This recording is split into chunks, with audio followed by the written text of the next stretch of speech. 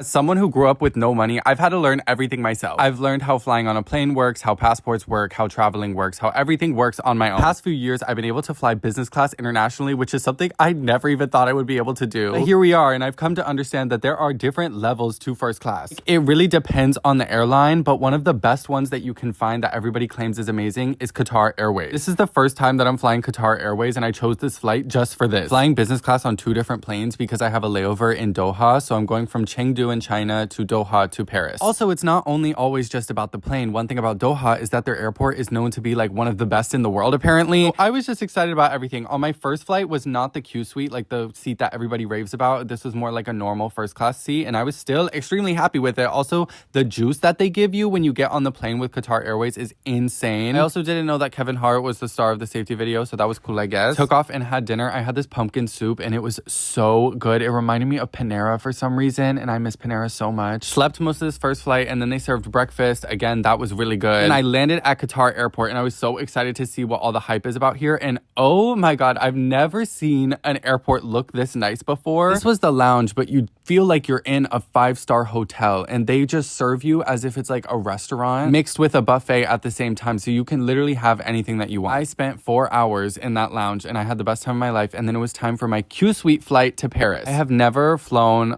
on this type of seat before. Like, I've had the cubicle, but this is a different type of cubicle. Like, the amount of privacy is insane. Also, randomly, there was a whole Japanese family around me, and they didn't speak any English, so the staff was having trouble communicating with them, and I was like, I don't know if I should help them or not. Like, I don't want to be rude. I ended up helping them, and we ended up chatting, and they were really nice, and I just felt really proud of myself for that. Here's me trying to understand how champagne works. Like, literally, where does that air come from? I don't get it. But then I got served another meal. The amount I ate on this day is like insane. My only complaint about this was that this steak was so hard to cut. It like was not that good. At this point, I had been traveling for so long, so it was time to take another nap. Even though it was like midday, I just accepted the jet lag. This was a 7 or 8 hour flight, so it was still kind of long, but we finally landed in Paris. Shout out Qatar Airways. Y'all were amazing. I'm back in Paris, but I'm leaving again soon.